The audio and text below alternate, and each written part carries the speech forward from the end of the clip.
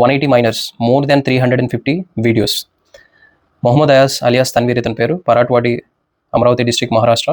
ఇతను ఏంటంటే 19 years అంతే. ఇతను ఒక్కడే కాదు, గ్యాంగ్ ఇది. వీళ్ళ పని ఏంటంటే వాట్సాప్, టెలిగ్రామ్ గ్రూప్స్లో జాయిన్ అవ్వడం, అమ్మాయిని టార్గెట్ చేసి లవ్ పేరుతో వీళ్ళు పూణే, బాంబే లాంటి సిటీస్కి తీసుకెళ్లి ఫిజికల్ ఇంటిమసీలో ఉన్నప్పుడు వీడియోస్ రికార్డ్ చేయడం. రికార్డ్ చేసిన వీడియోస్తో వాళ్ళని బ్లాక్మెయిల్ చేసి డబ్బులు అవి తీసుకోవడం, వాళ్ళ ఫ్రెండ్స్ దగ్గర ప్రాస్టిట్యూషన్లో పంపించడం.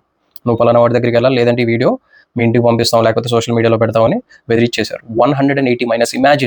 ఇమాజిన్ 7 days వీళ్ళని రిమాండ్కి పంపించారు. వాళ్ళ హౌస్ని కూడా డెమాలిష్ చేసింది గవర్నమెంట్ ఈరోజు. బట్ ఇమాజిన్, మనకే ఒక సిస్టర్ ఉండి, చిన్నదో పెద్దదో అక్కో చెల్లో ఉంటే, ఒకటి ఇలా చేశాడు అని మనకు తెలిస్తే మనం ఎలా రియాక్ట్ అవుతాం? ఇర్రెస్పెక్టివ్ ఆఫ్ కమ్యూనిటీ రియాక్ట్ అవుతామా లేదా?